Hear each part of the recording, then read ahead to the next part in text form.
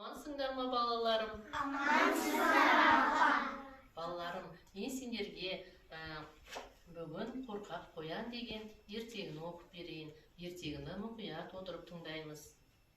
Қорқақ қоян. Ертеде орманда қайырымды қоян өмір сүріпті.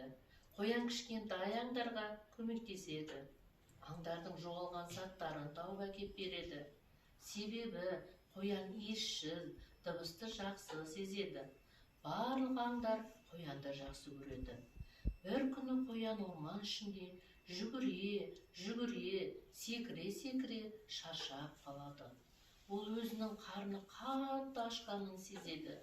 Қолына дорбасын ұстап, бақшаға келеді. Қоян сәбіздің иісін тез сезеді. Өйткені қоян сәбізді жақсы көреді.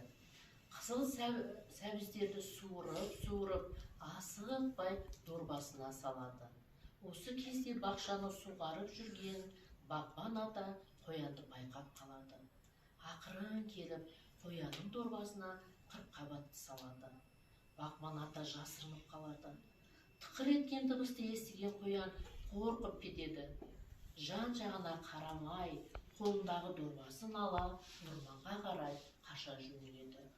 Осы күннен бастап ол қорқақ қоянға айналады. Балалар, ертегі қалай аталады? Қорқақ қоян. Ертегіден не түсіндіңдер? Қоян қандай екен? Қоян ақылды, достарына көмектеседі. Өте жақсы. Тағы қандай екен қоян? Жоғалған заттарын тауып береді. Дұрыс айтасыңдар. Иісті жақсы сезеді. Дұрыс айтасыңдар. Иісті жақсы сезеді екен. Дыбысты қатты сезеді. Дұрыс айтасыңдар. Дыбысты, иісті жақсы сезеді екен. Ал балалар, ол қайда барып сәбіздерді жинап алыпты? Бақшадан. Дұрыс айтасыңдар.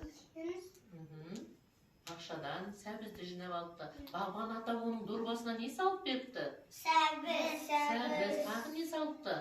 Қырыққабат. Қырыққабатты салып беріпті. Сол кезде қырыққабаттың салып атқанда қоян не істеді? Қырыққабат дауысы естіді. Одан кейін орман жаққа қашып кетті. Дұрыс айтасыңдар балалар. Сол кезден бастап қоянды қорқақ қоян деп атапты.